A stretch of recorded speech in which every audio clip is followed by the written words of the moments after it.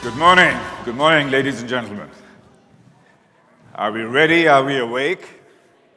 Because everybody was enjoying themselves so much last night around the pool, and the lovely wine was flowing, so it will be a little bit of a challenge, but I'm going to lift everybody and really set things up for the day. What do you think is the final frontier? Any thoughts? I've set something up there. Any thoughts? Any final frontier? Space? Well, I mean, Star Trek. How many people here are Trekkies? But I am. And space, to me, would be the final frontier. It's actually not. Our thesis today is the final frontier is our brain. The ability, the capacity of our brain is the only thing left to be able to cope with the rapid change that is going to take place in the world. Let's go back 10,000 years and look at how the revolutions of the mind took place and how we evolved. 10,000 years ago, we were an agrarian economy. We were agricultural workers. Then we moved into the industrial age in 1750 for a couple of hundred years. As a matter of fact, a lot of our systems, even today, are embedded in that industrial age. From there, we moved on to the information age. And this is where a lot of us started engaging with technology and information. The penultimate stage before where we are today is the knowledge age. And we've been through that with knowledge management, the internet, and all of that, those elements coming into our lives. The age that we are in, ladies and gentlemen, is in the age of intelligence. Because now, information and data is almost getting commoditized. It's everywhere. A lot of the services that are there. So the differentiator is our mind and our intelligence. Today, we are using less than 1% of our brain in terms of its total available capacity for memory, creativity, and learning. Good news or bad news? Very good news. It's like finding an oil well. It's like finding a diamond mine. It's like saying, oh my God, we're living in the age of intelligence and we've just found 99% more capacity. That is where we are today, ladies and gentlemen, 99% more capacity. At the age of, up to the age of 2 or 3 years old, the creativity was at 95%. What did we do? We sent them to school. They became 8 years old. Where do you think they were there? Any thoughts? 75%. So somebody's being, now, it takes a little bit of time to dumb them down that much. It took another 5 years to dumb them down to 50%, because by the time you go to high school, you go to 50%. This is normal because of the way our education system works, because of learning systems and so on. However, it's not natural for our brain.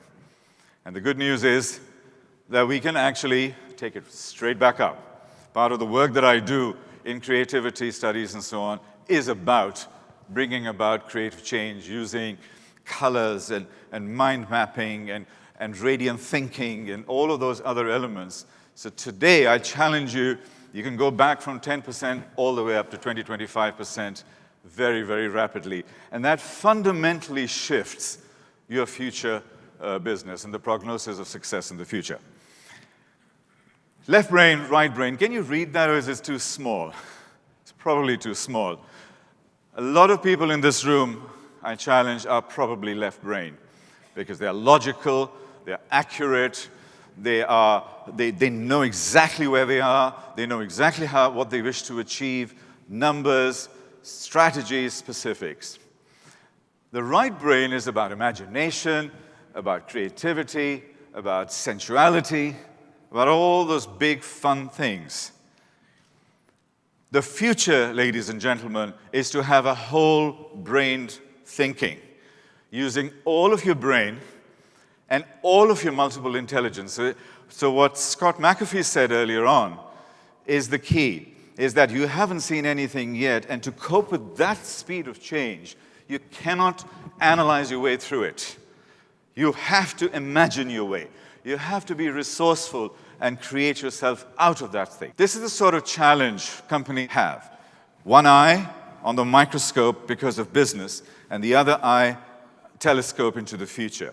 And that is the kind of tension that we have in our brains today. When we talk about corporate Darwinism, it brings me to this metaphor of this tree. What does this represent to you? A tree, a big, monstrous, large tree that falls in the forest. What does it do? It opens the foliage. The sunlight comes in. Does it mean it will be replaced by another big tree? Generally, no. It's not the survival of the fittest. You have to be fit, but it's the survival of the fastest, of the most competitive. So you can see all the flora and fauna building up there. You can see all the little plants coming in. This is, ladies and gentlemen, the metaphor for where we are in the world today, with big trees falling and little ones coming up. And this is about corporate Darwinism. There are these big ones that are ready to fall. Therefore, our thesis is, no business is too big to fail or too small to succeed. This is one of the crucial messages for today. No business is too big to fail or too small to succeed. Just think about that. A $1,000 human brain. We're not doing brain transplants, ladies and gentlemen. Nothing as dire as that. The average computer, supercomputer sitting on your desktop in your offices, by the year 2025, latest 2030, would have as much processing power as your brain. So we'll be able to do so much more and so much faster. Is this what you're going to do? A lot of companies are doing this. We are big. Nothing will happen to us. We have this big brand, and I can hide behind that, and I can shield myself. Sorry, guys. It's not going to work. And I'll give you some examples in a minute.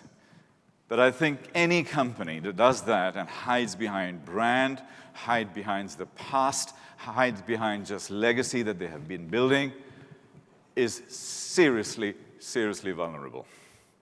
Seriously vulnerable. Accounting firms, legal firms, service providers, technology players, all of these people are vulnerable today. One of the companies that all of us admire in some way or the other is Google. And their best innovations, Gmail, Google Maps, Google Glasses, Google Cars, they all came in their 20% and 10% time. Do you know the 70-20-10 thing that Google uses? Okay. Google has this strategy of 70% of your time you spend on your core business. 20% of your time you spend on expanding your business and doing additional things which are not part of your core. You don't get paid for the 20%. You get paid for the 70%. And the last 10% is actually go to the beach, daydream. Another key takeaway is this book, The Innovator's Dilemma. Professor Clayton Christensen, one of my professors, one of my favorite professors, wrote this book. And it was one of the best case studies that when I was at business school, I saw. And what the innovator's dilemma is, basically, is the companies who have highly skilled, super smart people like yourselves. They build a great business. They build great systems and processes and resource allocation and so on. And the counterintuitive paradox here is that the same principles that got you here is what makes you most vulnerable. 3 organizations that I can refer to right now. GE, in their marketing division with Beth Comstock, who's the chief marketing officer, MasterCard, and Coca-Cola. All of these 3 companies have set up small companies within their group, because a lot of young people coming out of Stanford and other great institutions do not want to work for a large organization. They feel it's too restricting. They want to work in their own way. They want to wear jeans. They want to be geeky. They want to do all sorts of stuff. So what these 3 organizations have done, have created these cells. And the only job of those companies that they have created is to kill the mother company. In MasterCard, The cell has been created, he said, and their job is to come up with future payment systems and settling systems which will attack MasterCard. And they are actually allowed to attack MasterCard, their mother company. They're actually encouraged to attack their clients, the banks, the correspondent banks. Because if they don't do it, somebody else is going to do it to them anyway. So might as well be eaten by yourself.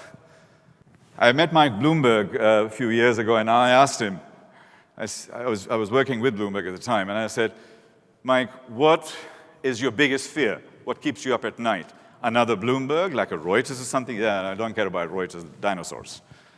What I'm worried about is another Mike Bloomberg sitting in a garage today. That's my biggest fear. That's what keeps me up at nights. The disruptors in the world. The world's largest car company, a taxi company, no cars. The world's largest number of beds as a hotel. They don't own any real estate. The largest supply chain management and fulfillment company in the world, Alibaba. No inventory. Largest content company in the world, Facebook, doesn't produce its own content. And it goes on. Skype, the largest telecoms company in the world by definition in terms of number of users, no network. That is what's changing, ladies and gentlemen. These are new business models that are disrupting the world. 75% of the S&P 500 companies are going to disappear from the listing by the year 2025. I dare say a lot of your clients are in there. They will disappear. And the companies that will replace them, I believe half of them have not even been created yet. And that's the key. These are new companies, and these are new opportunities for you. Talking about the millennials, they are the initiator of change, becoming the most powerful economic force, and over the next 10, 15 years, there will be 75% of the global workforce. The emerging markets have 66%, two-thirds of emerging market people that you are expanding to are millennials. And they will, in 5 years, they will become one of the biggest markets in the world, market segments globally for you. I want young geeks sitting with me. I have two of them who are attending here today. One, she just qualified. She did a master's degree, and the other came from Sussex University. They are my reverse mentors. They are keeping me relevant. They are keeping me awake. They talk about stuff that I am losing it. And just yesterday, I helped him with, when we were doing this PowerPoint presentation, with one little thing. And he loved it because I actually taught him something, because normally he teaches me. And this, ladies and gentlemen, is the change that is taking place with the millennials. So I would urge you to think about millennials not as just employees, but as the leaders of the future. And people like yourselves, all 300 of you, should have at least one geek, one person who keeps you honest and aware about the future. And that'll actually start changing the culture and the flavor within your organization.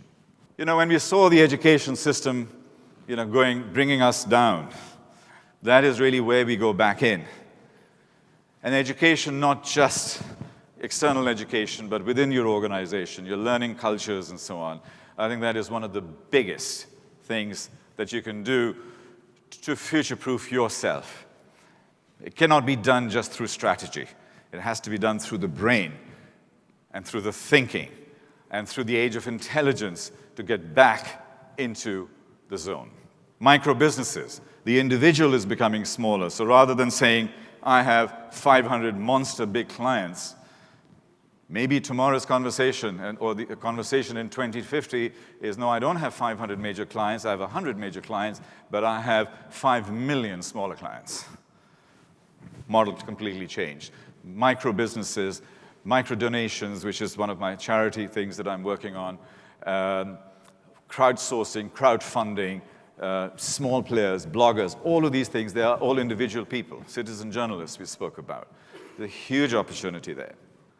With all this drama and this and change and stuff, we need to have our feet on the ground. And that comes through our family values. My journey started as an accountant. I went into the media space, and I am now a social entrepreneur and philanthropist. And my job is to change the world. The first project, as was mentioned earlier, was a project called Weightless, where 1 billion people in the world are obese and struggling because of that, and 1 billion people in the world are starving and struggling because of that. My job is to get these 1 billion people helping these 1 billion people.